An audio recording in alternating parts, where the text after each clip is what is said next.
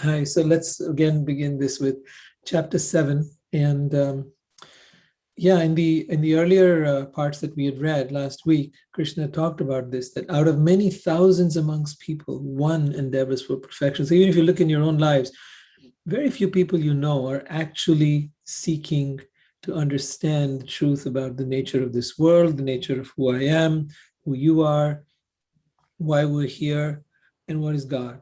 Most people would like to just, get some ready-made, simple answer from some book and believe in something. But real seekers are very rare, and that's why we don't have hundreds of people out here. If I was doing something based on a faith system, whether that would Hinduism, Buddhism, or Christianity or something else, I'd probably have 100 people here every time. But genuine seekers require people who are willing to think and look outside the box. They are people who question things, who challenge things, who don't believe blindly. And that has been the intention of this group, is to actually bring together such like-minded people. And for those of you that have been here steadily following along, I want to deeply thank you, greatest of gratitude, that you're here, that you exist, that you are one of those rare people amongst thousands and thousands. One seeks for perfection. And then he says, out of thousands of such people, hardly one knows me in truth. So it is a very rare thing that you're here. It is a very rare thing that you are inquiring and seeking, and that you want to know what lies behind everything. It's like behind the veil, behind the stuff that we see and hear and experience in this world. What's behind it all? Then he goes on to say that earth, water, fire, air, ether, mind, intelligence, and ego, all together, these 8 constitute my separated material energies. Basically, he's saying everything from the physical, the gross physical, that is earth, to the subtle mind, intelligence, and ego. All of that is part of the material nature. Did you know that even your mind is material? It's based upon a brain that is physical, therefore material, and it therefore is being generated and functions within the atmosphere of the brain. So a lot of people think that spirituality is about understanding the mind. It's about understanding our wounding and our psychology and that's not even beginning of spirituality. You're still dealing with material nature. You're just researching, just as scientists researches, the nature of atoms and molecules and diseases and so on and so forth. You're researching the areas that have to do with the mind and the brain. But the mind and the brain are also material things. They are not spiritual. Spirituality begins when you go beyond that, beyond mind, intelligence, and ego. So then he goes on to say, there is another superior energy of mind, which comprises the living entity. So the living entity, the one that occupies this body, mind, soul, body, mind organism, that living entity, that is made of that spiritual energy. So there is another superior energy of mind, which comprises the living entities who are exploiting the resources of this material inferior nature. So what are we as living entities doing? Exploiting the resources of this world, using whatever we can, grabbing as much as we can, land and water and air and everything else that exists here, which has been provided, but not really asking, how come it is provided here? How come there's air to breathe here? Like if you went to Mars, you probably couldn't, there would be no air for you to breathe. And there certainly wouldn't be any vegetables growing that you could, any vegetables that you could plant or grow. If you went over to Venus, you probably couldn't exist. The temperatures would be so extreme. How come the temperatures here are just perfectly provided for human existence? We don't ask. And because we don't ask, we don't know that there is something very, very phenomenal behind all of this. But meanwhile, we're busy taking from nature, taking from the planet, and not looking at what do I need to give back to the planet. So now we've messed up the ecosystem, we've messed up climate change, we're seeing fires everywhere and floods everywhere, we're seeing all kinds of disasters coming about. Why? Because we're exploiting material nature for our benefit as much as we can, grabbing like wolves preying on a leftover carcass. We go around preying on the world, trying to grab as much as we can, never asking why. Why is it here? How come it's here? How come I'm here? How come I exist? Why does my heart beat? I don't know why my heart beats. Why do I breathe? How come I'm able to breathe? My next breath could stop and I could be dead. I don't know. None of us knows. But something is at play, something is working. So then he goes on to say, of all that is material and all that is spiritual in this world, know for certain that I am both the origin and the dissolution. So when it is all dissolved, that too is me, that nothingness is me. And when it is created and manifest, that too is me. This is what Krishna is saying, not me. Krishna is saying that he specifically is the origin of all that is material and all that is spiritual in the world. Now, first and foremost, I don't know anybody that has ever claimed that. I don't know of any. There were many gurus who called themselves God, but they never, with any right mind, could claim that they were the origin of all that is material and spiritual in the world. They would go so far as to say, I'm God, you're God, we're all God. Aham Brahmasmi. We are that. And this is true. You are that. And you are God. But you're a tiny little God. You're a baby God, an atom God, an atomic God.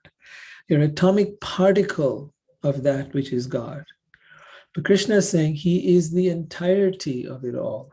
Of all that is material and spiritual in this world, know for certain that I am both the origin and the dissolution. There is no truth superior to me. Everything rests upon me as pearls are strung on a thread.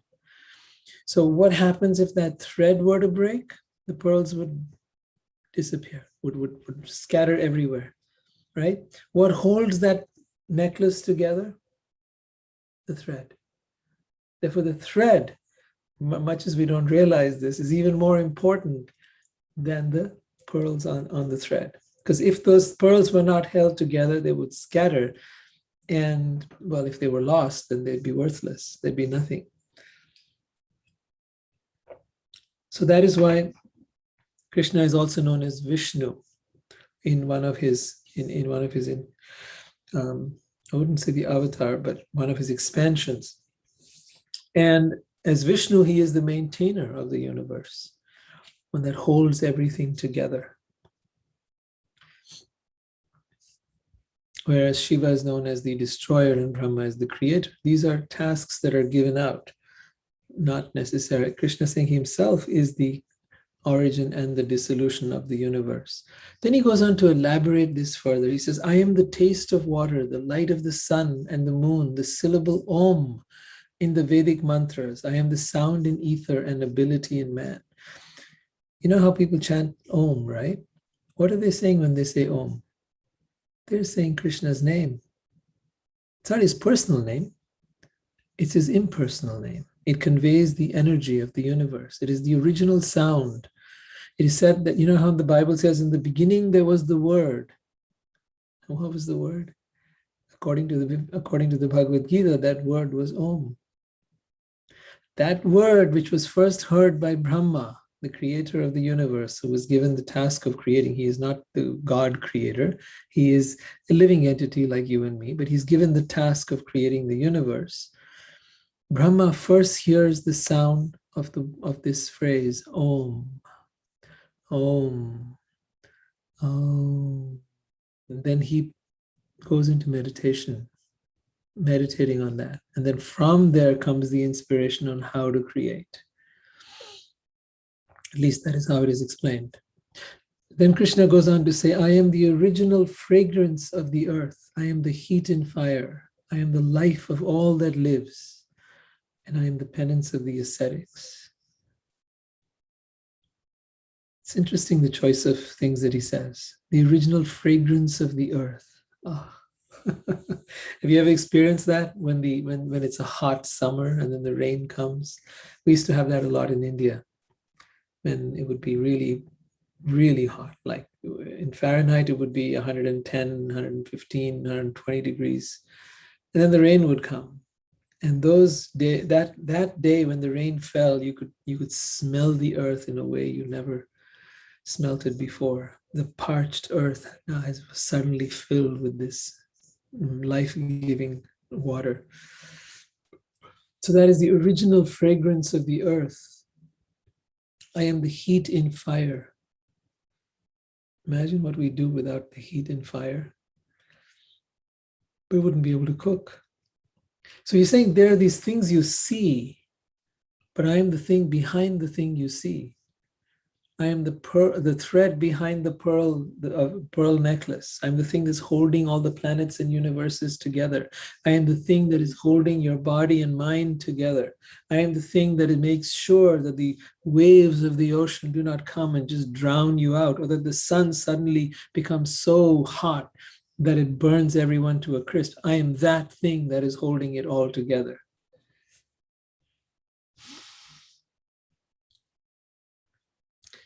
O son of Pritha, know that I am the original seed of all existence, the intelligence of the intelligent and the prowess of all powerful men. I love this statement. I am the original seed of all existence. You might say a seed is a very tiny thing, but a seed has so much potentiality. That seed holds within it an entire tree. If it was a mango tree, or if it was a big old tree, all of it would be contained within the seed. And Krishna says here, he is the seed of all existence. So you see a being, name of Krishna, and you say, how can this one being, this person, be that from which everything comes? So he gives the analogy of the seed. I am the seed of all existence. From the seed comes the tree. From the seed comes the baby, that comes the human or the animal. From a tiny seed comes an elephant.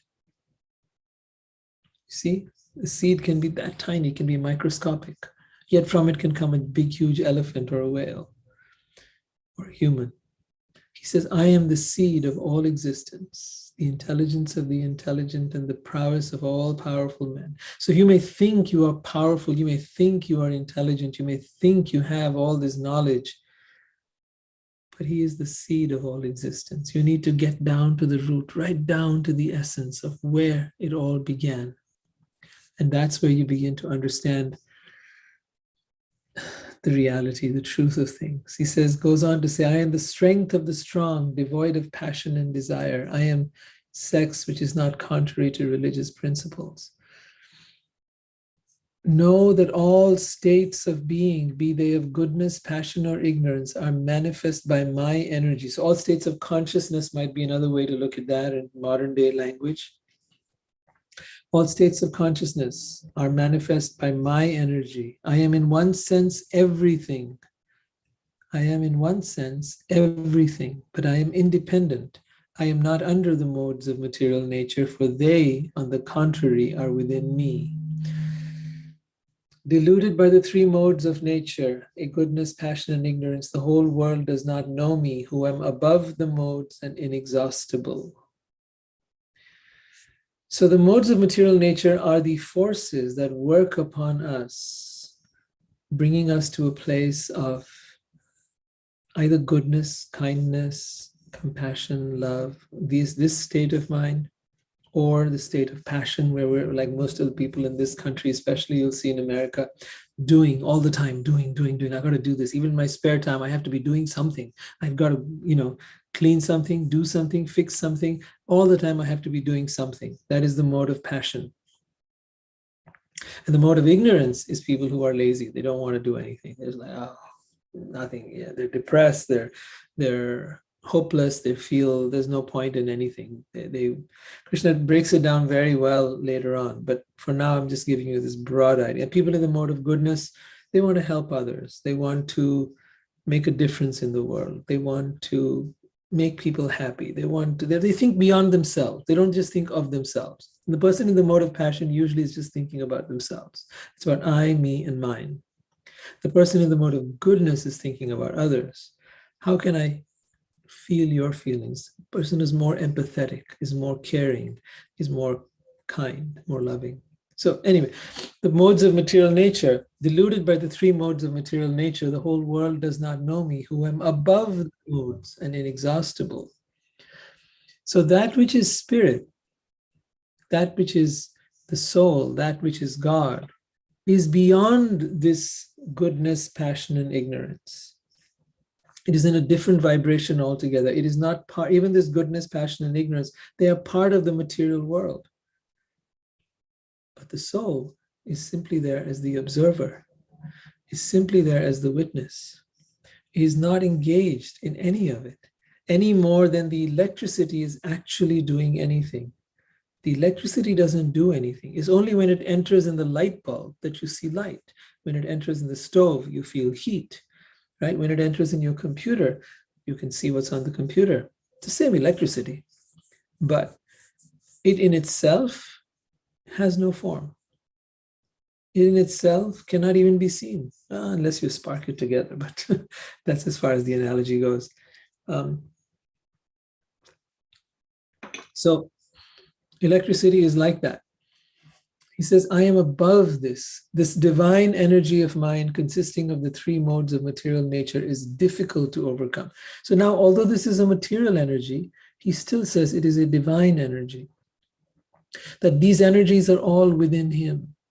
So here's the interesting paradox. We think you first separate the world as material and spiritual, but then you bring it back together, that which is material is also infused with spirit.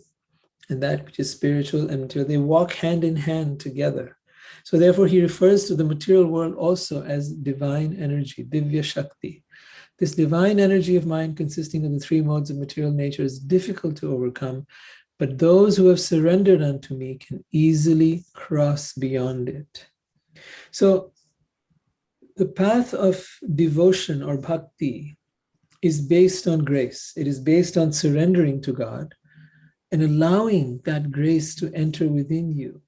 My own experience of this is that to the degree you start surrendering, to the degree you start allowing God to work through you, to that degree you will notice and experience that you are being transformed from the inside out. Now, the other way to go about it is from the outside in, right? Where you have to do all kinds of things. You might be doing various asanas, you might be doing various yogic things and meditations and practices and austerities and so many things. And then through that doing comes a process of awakening or enlightenment. Okay? Not everybody can do that. Not everybody is ready for that. Not everybody is willing to put in that kind of sacrifice. Most people want to be in there with their families. They want to be with their home. They want to be in their life that they're living, doing their jobs.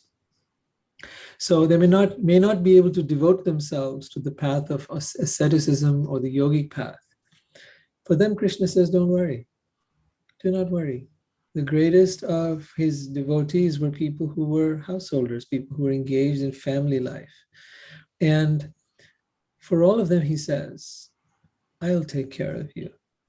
Just surrender unto me, and I will support you. I will help you. I will make sure that even though this world is difficult to overcome, it's full of so many miseries, so much of suffering, even though your mind is difficult to overcome, surrender to me, and I will help you cross over this world. I will help you overcome your mind. I will help you overcome this world. I will help you be free from suffering.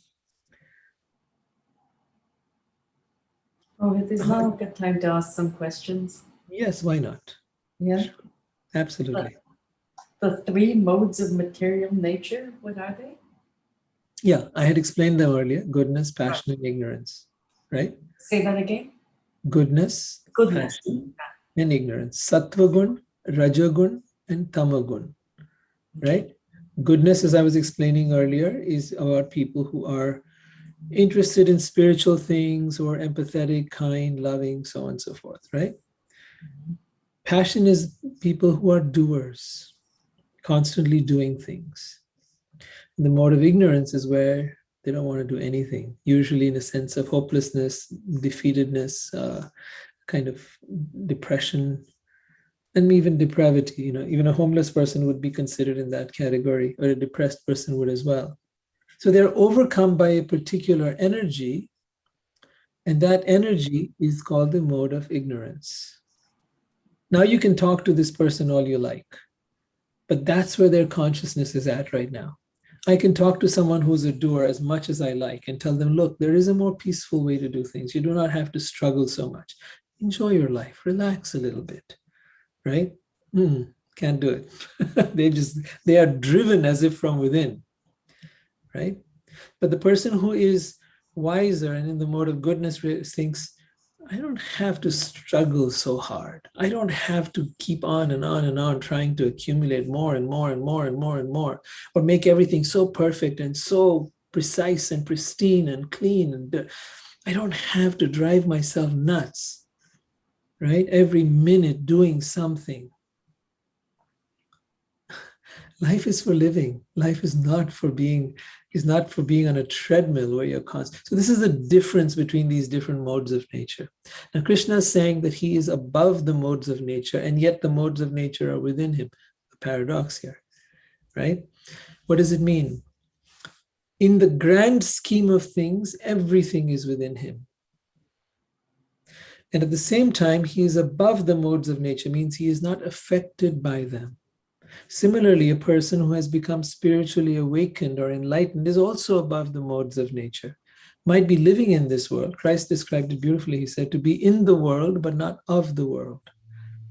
Right? So you're not identified with the world. You're not identified with. Identification is very different than having things of the world. You may have stuff, you may have a house, but you're not identified by it. This is not who I am. If I live in a big house, I'm a big person. No, right? You're not identified. That's the difference.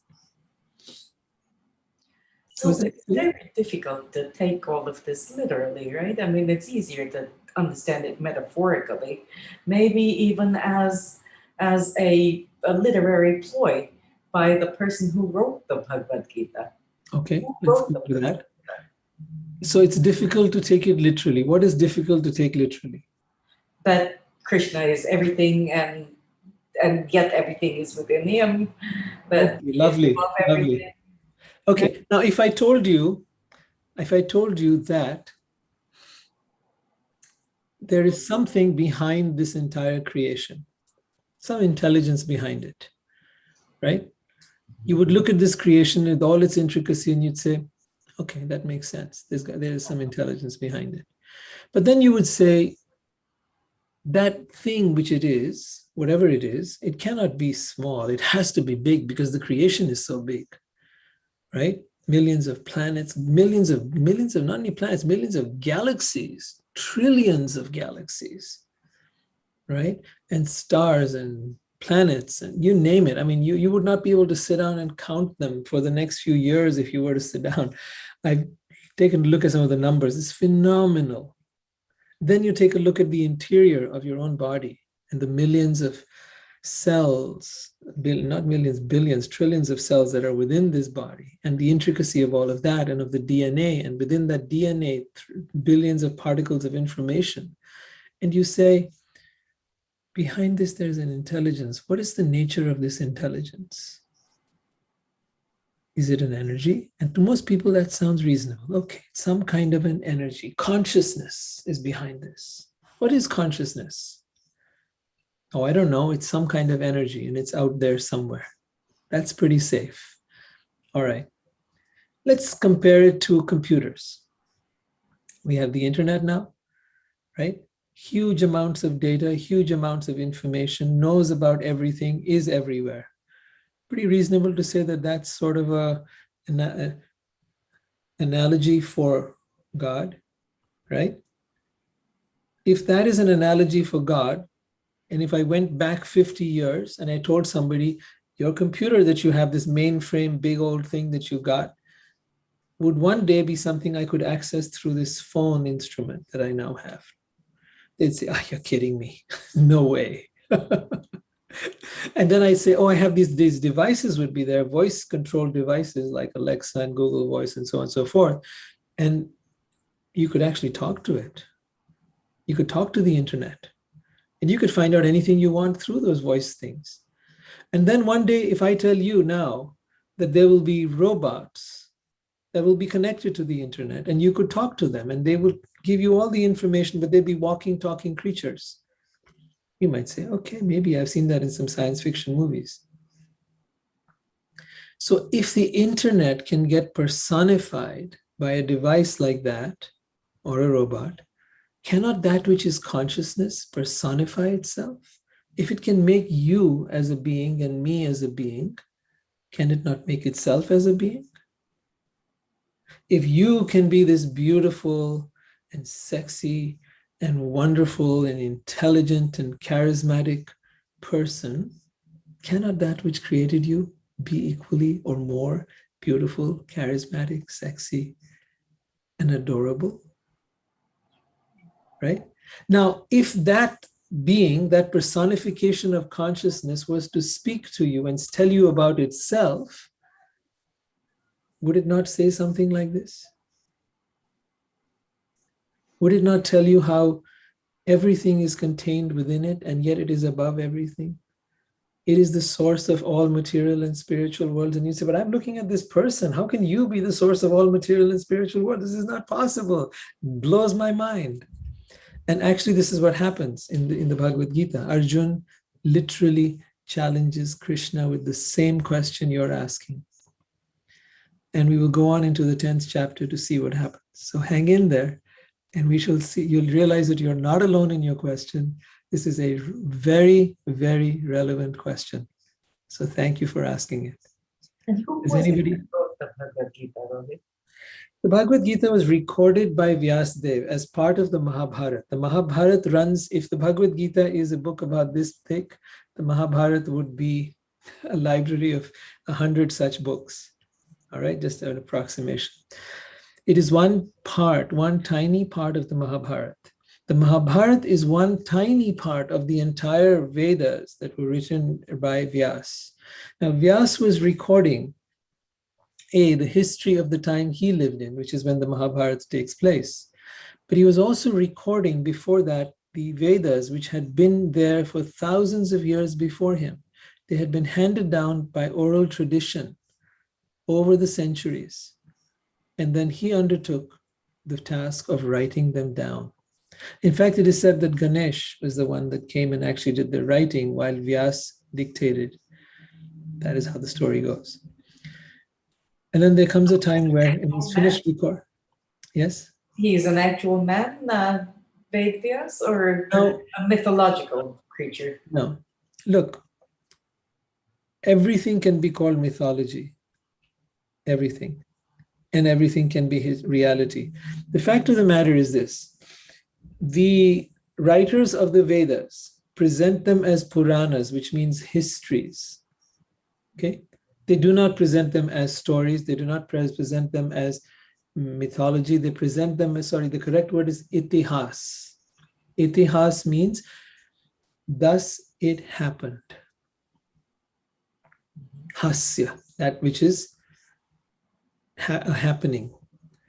So they present it as a fact. Now, these same people present these stories of Krishna and the Mahabharata and so on as a fact, and they also present the most incredible spiritual wisdom, yogic practices, the Ayurveda, the information about the planets, the universe, flying, how do you, flying vehicles, atomic weapons, the size of they talk of subatomic particles in the Vedas. They talk about things that will just absolutely blow your mind. Now, the same people who are narrating these stories as fact are also talking about this philosophy and these sciences as fact. So if any of it is true, then all of it must be true. Those who have walked on the path of spirituality and seen it work for them, in fact, you'll see almost all spiritual and religious traditions arise from the Vedas. Christ himself is known to have spent 13 years in India and to have been influenced greatly by the teachings there. In fact, much of his teaching is very similar to bhakti. When they tell you that Christ talks about salvation, right? 3,000 years before Christ, Krishna was talking of salvation. When he's saying, surrender unto me and I will free you from the influence of this material world, that's what Christ was saying too. That's what all gurus have been saying after Krishna. Surrender unto God and you will be taken care of. Or surrender unto the guru, who's then the representative of God, and through guru you surrender to God. So they are presenting this as a fact. Now here's the deal. You can take a look at Arjun's example. He also asked the same question, and you can say, all right, I don't even know about this thing. Fine. The next level is this. When you are presented with a concept, a theory, then go out and test it. Theory, then experiment. And from experiment, arrive at your own conclusion. There is no one whoever will teach you the Gita will never tell you to believe it. Do not believe it. Do not believe me. Do not believe what is written here. Do not believe anything. Take it as a possibility. Take that possibility and act on it. Sincerely act on it. Because the experiment is not just if you are a researcher, you will know this, that experiments, when they're done in the lab, they often will try something and it won't quite work. They'll have to tweak it. They'll have to do this, try some variables, so on and so forth, until they crack it and it works. So the same will have to be done here. The lab is you, right? You will have to take the things that you learn here and experiment with them on yourself. That's what I did. That is my experience. And my experience means nothing to you. Because unlike material things, it's not like taking hydrogen and oxygen, combining it to produce water. In this case, my experience is unique to me. And only I know that what I have experienced is true or not true. Only when you conduct the experiment and you experience the result will you know for a fact. Now, here's the interesting part. Even when you do experience it, and you experience everything Krishna is saying here to be a fact, others will doubt you. And they'll say, how do I know? And you say, you'll have to say the same thing to them. You'll have to do the work, my friend. You'll have to find out for yourself. There is no shortcut to that. Right? So theory, experiment, conclusion. And what is the experiment here? So for example, right now he talked about surrendering. Okay. What is that? Sorry? I said, what is the experiment? The surrender to Krishna and hope that my life ends up okay? Yes, but surrender is not so easy. There's a lovely book written called The Surrender Experiment by what is his name? Does anyone here remember? He also wrote The Untethered Soul. Anyway, he talks about how to live a life of surrender, he decided he would say yes to everything that came his way. Somebody said, can you help me build a house? Okay, he helped him build a house. Someone said, can you take this job up at the university? Okay, didn't want to really do it, but all right, because he was going to surrender. He kept on following the lead. Man became a multi-millionaire, lost a lot of that. But till today, he's the author of 2 New York Times best-selling books, and he is has about hundreds of acres in Florida, Alachua. No,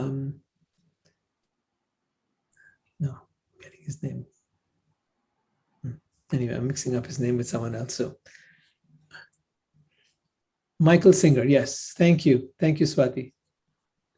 Yes, I didn't know the middle name was Alan, but okay. Michael Singer. So surrender is not something easy. It will take everything you've got. When Meera says she surrenders, she says to Krishna, she says, where you keep me, how you I surrender to you. Keep me any way you like. If you want to sell me, sell me. If you want to have me sit on the street and wait for you, I will sit here waiting for you till the end of the day. You want me to cut off my head, I will place it at your feet. Surrender is not a small thing. People don't understand how deep surrender goes. Surrender is surrendering your life, your breath, your energy, your everything. And when you give your all to God, God gives his all to you. Now, what is your all compared to God's all? You have to realize there's a huge difference here. But to surrender means to surrender your ego. Your surrender means to surrender control over the world around you. Milan, would you like to ask your question on the video? I'd love to see you and I'd love to hear you say your question.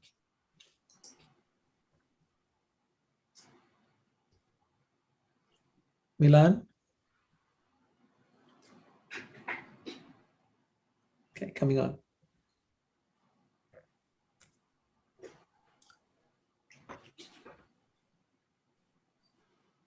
Milan's got a fabulous question.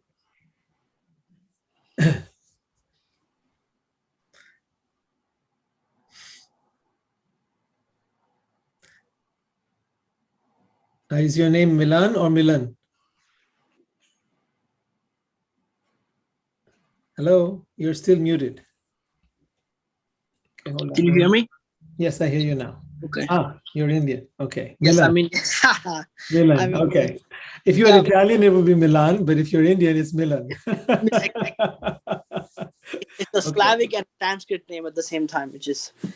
So, yeah. Yeah. Okay, great anyways, question. Can you please ask it aloud?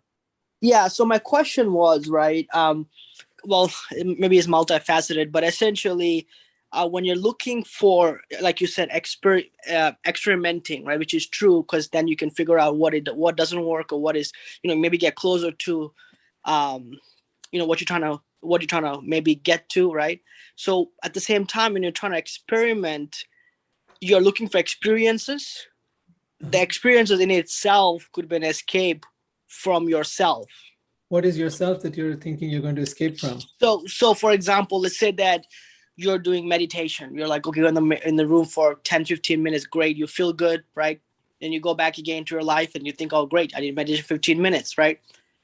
But then you don't have the meditative states maybe throughout the day, or you don't try to be, you don't try to be practical. Everything that you're doing, you might kind of do it as a transactional thing. So it's like, I meditated, so therefore, I did what I got to do.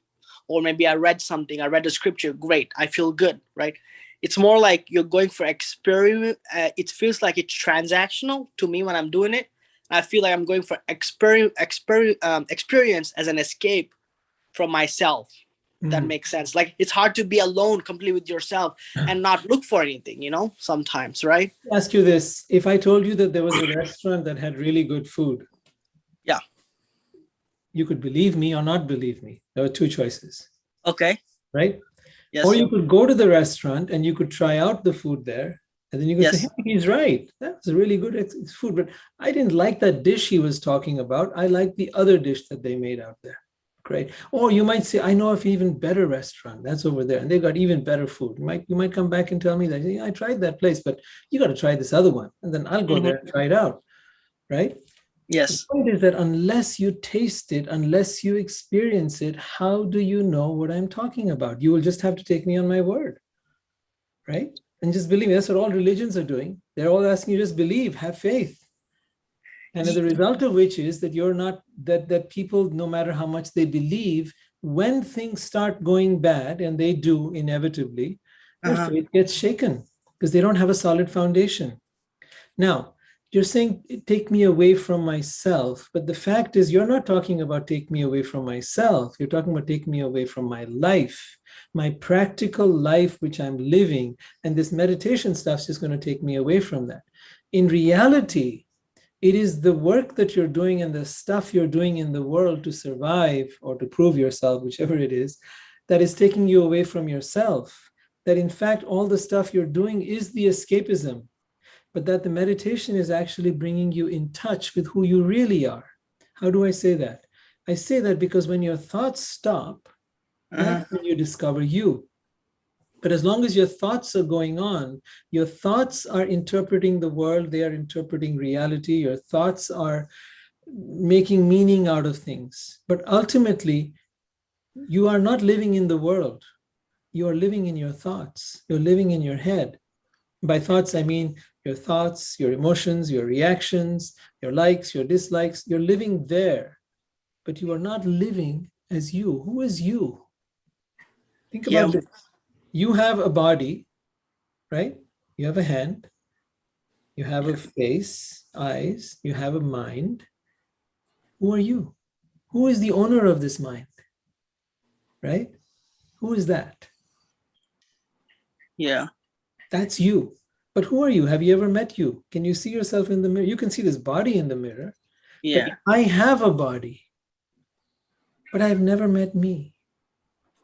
Meditation is the way for you to come and meet yourself. Close your eyes, shut off this stuff that you see and hear, shut off the mind which interprets the world, and shut it all off. And then you will find you. Yeah. So yeah, this is where how I'm still, I'm not. This is where I how struggle with, right? So if I were to what you said, first of all, like you said, alluded to earlier, you can have, everybody has different experiences, right? Whatever that might be. You might have some experiences, whatever it might be in your spiritual life or whatever.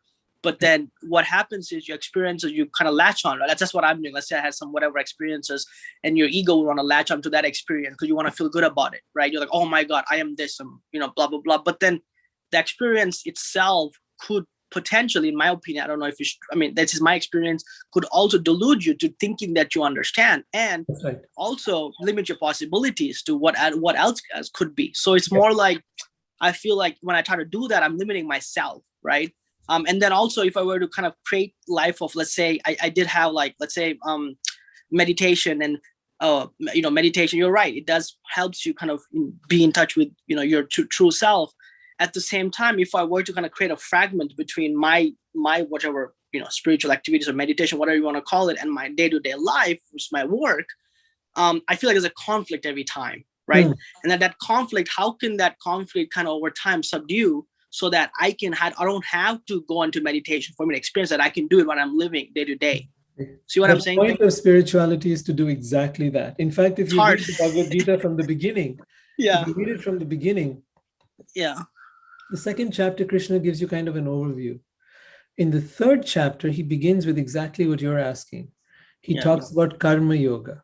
Karma yoga is the yoga of action, of doing, of working, of how do you work and how do you live in this world while making everything you do a meditation.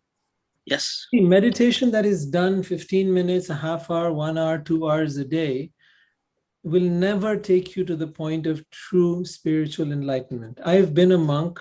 I have gotten up at 3 o'clock, meditated for 3 to 4 hours a day. Got me nowhere, frankly. I got out of all of that, got into regular work. I started businesses and stuff like that, and then started to look at how could I make meditation happen throughout the day. Now, that doesn't mean my eyes were closed, they were open. It doesn't mean that I was necessarily doing a mantra or a chant all day long. No, I was learning how to, because the whole basis of meditation is one word, dhyan. You know this word from Hindi. It is the word for meditation in Sanskrit, right? What does dhyan mean? It means attention, focus. If you keep your focus on something without letting your mind wander here and there, then you become very good at that thing. So if you're very focused on your work, you become very good at your work. You produce great results. That is because that way of focusing is a meditation. And it produces, so you are actually meditating while at work. You see, this stuff is very practical. It is not esoteric. It is not something that's meant to be done in some cave or something like that. I know I've tried that angle out. That didn't help. But when you're really working on focusing your mind through the day on whatever you're doing, you're eating food, you're talking to somebody, you're doing some work, you're focused 100%. Your mind is not going here or there. You're not thinking about what will happen next and what happened earlier. You are here, now, present. That training is what started to help me. And I know it will help you because essentially that's what dhyan is, meditation. Now, in everything you do, start practicing that. Let's go one step further.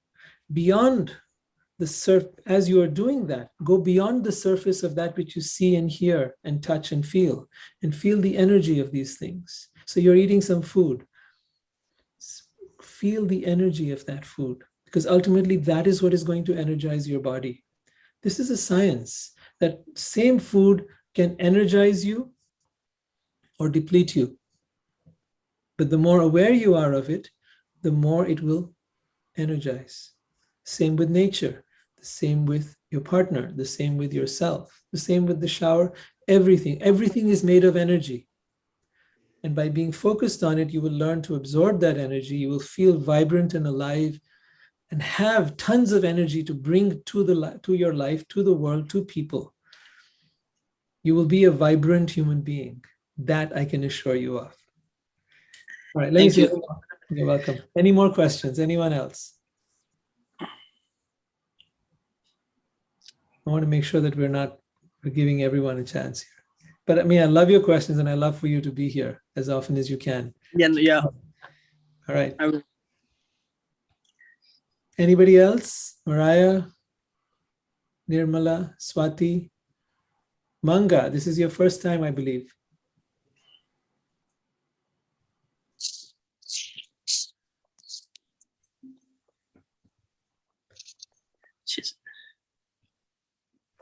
As the saying goes, speak now or forever hold your peace. Where are you? Come on. Nothing to say. Just enjoy the wisdom, as always. Thank you. Thank you. So yes, let me go back a little bit more to the Bhagavad Gita then. Krishna makes a very powerful statement next. He says, those miscreants who are grossly foolish, who are lowest amongst mankind, whose knowledge is stolen by illusion, and who partake of the atheistic nature of demons, do not surrender unto me. He will go on later on to describe what this means. Demons, he does not mean are people who are with horns and trying, some funny looking creatures. He's talking about people who are exploiting the resources of the nature, exploiting others, taking advantage of people, and so on. The atheists, unfortunately, while they believe that there is no God, they also believe in enjoying that which is of God, that which was there before they were born. So this world was there before you were born. How is it there? What put it there? You ask? Like if I found a house next to my house, I don't just go and take over that house. I go find out, who does this house belong to? I cannot just go take over somebody's house. So similarly, nature was here. The atheist does not ask, how did this nature get here? Oh, no, there was a big bang and that produced everything. Really? Are you going to believe that mythology? Because that's a mythology too. The atheist was not around any more than you might say, where were you when Krishna was there? You didn't see Krishna. I don't see no Krishna. I don't know such a being. Maybe it's just a story made up. I would say the same thing about Hitler. I never saw Hitler. I don't know. What to say of Napoleon? And what if we go back even further? The Big Bang. I wasn't there. You weren't there. The scientist who made the theory wasn't there. So he's not even a witness to it. Can he reproduce it? Can't reproduce it. Make a Big Bang and let's get something to come out of there. Maybe a drop of water maybe something can come out of there.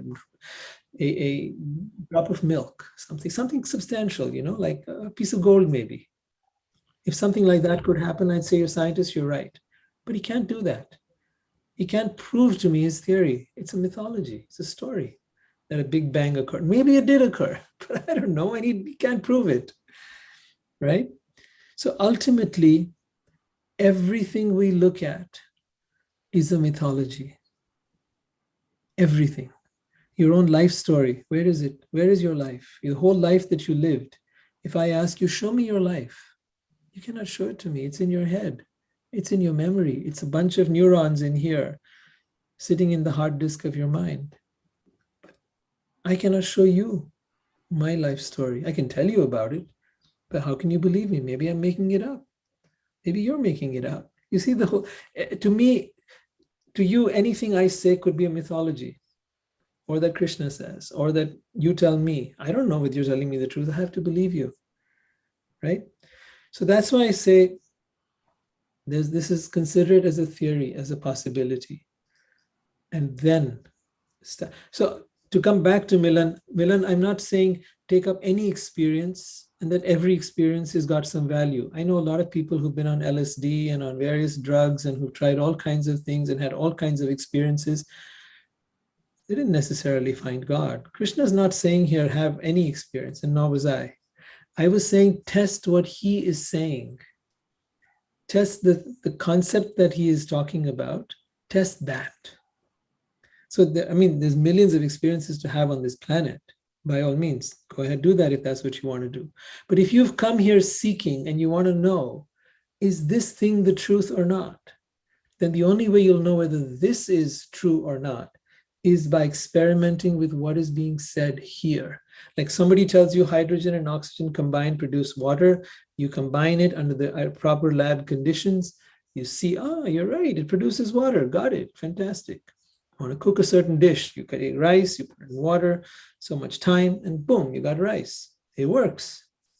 The same way, this is a science. Spirituality is a science. And if you begin to start, like Krishna saying, I am in everything, right? Okay, how do I test that? I'll tell you how to test that. There's a way to test it, all right? He says, I'm in everyone and I'm in everything. So let me give you now how this works. You learn to first slow down your mind. This is the work you'll have to do. This is the preliminary work you'll have to do. You'll have to learn to slow down your mind, focusing on your breath, practicing some of the principles of meditation. Meditation is a vehicle. Meditation is not the destination. At the destination, when you get there, your mind has quieted down.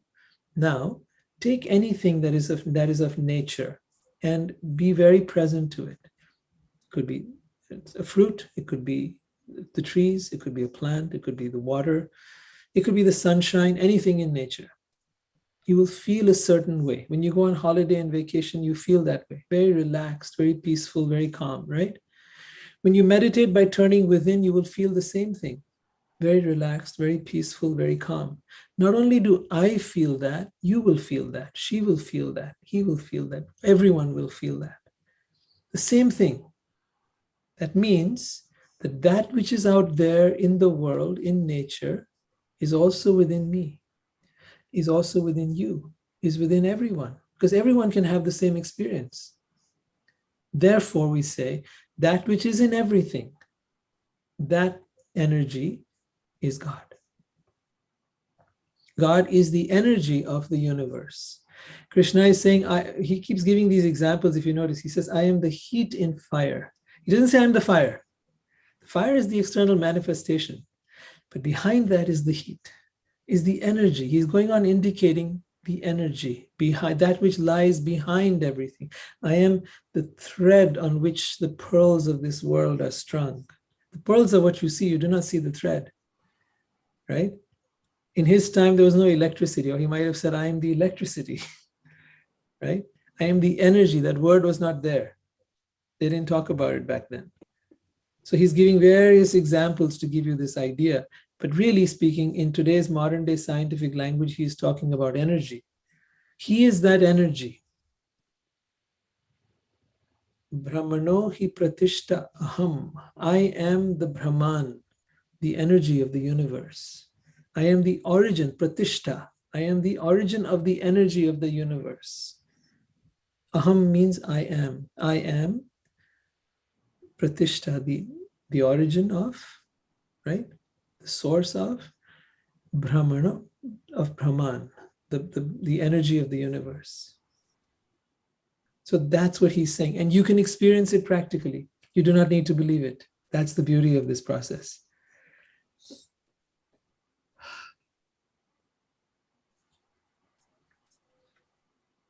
I think we'll stop here. Does anyone have any more questions before we wind up? Thank you. This was really good. Thanks for your time. I'm glad I came. You're welcome. Milan, please come again. You have the link. Make sure you come in. We'd love to have your questions. And keep thinking, keep inquiring, keep practicing, because inquiry is where it all begins. I did have a question. I just want to let you know, I was like you. I had a ton of questions. I used to irritate the heck out of people by asking my questions. So you're welcome to ask them. Don't ever hesitate. Yes. Yeah, just how I don't want to say one question. I had another follow-up question after that. But so maybe I'll give you one. The next one you'll have to keep for next time. Okay, got it. So so I'm gonna combine the two. Just kidding. So obviously you meant, I think what I understood was that obviously your thought is limited, right? And your thoughts do also create a lot of disorder, not just for you, but people around you and the society.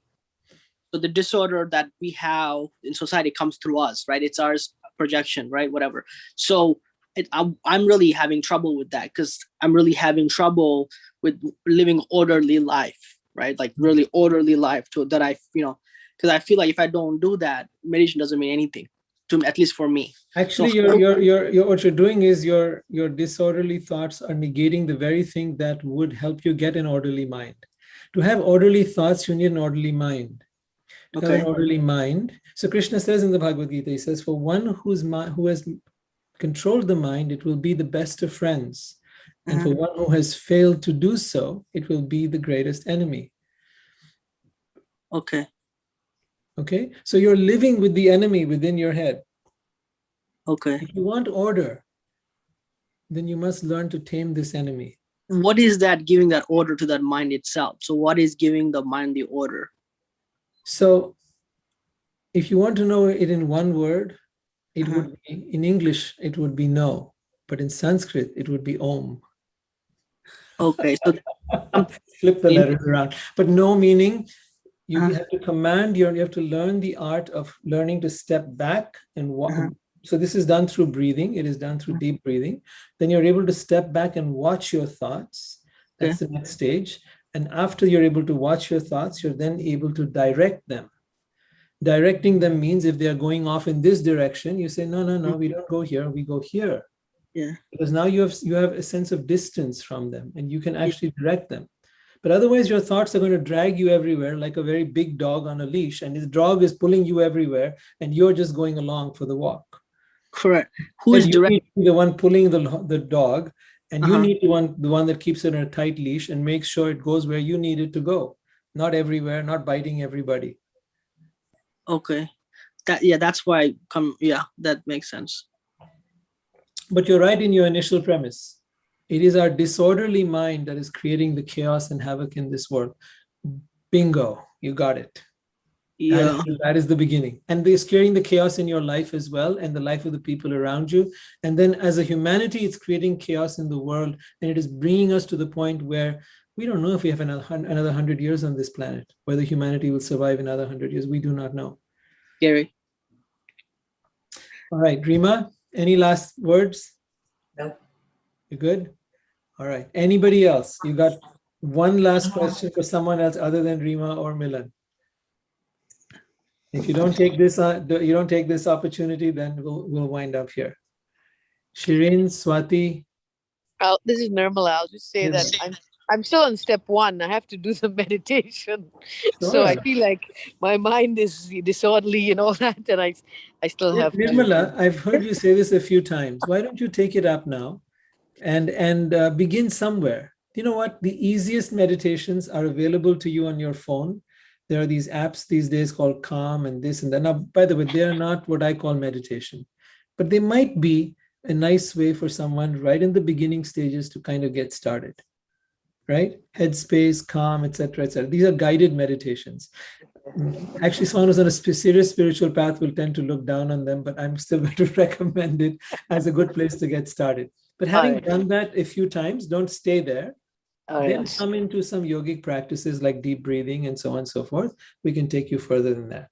All right. Thank you. All right, but start off Thank you. somewhere. For God's sake, it's high time. Come on. Thanks. All right. All right, guys. I'll see you next Tuesday. And for those of you that were interested in the Loving Soulfully group, I'm finally launching it on Thursdays, 10 a.m. on Clubhouse. Anybody and everybody can join Clubhouse now. So Loving Soulfully on Clubhouse. If you need the details, just let me know. Take care. Thank you. Bye. Bye. Thanks for it. Bye, Mariah. Bye, everyone. Bye, Rima. Thank you. Bye, Swati.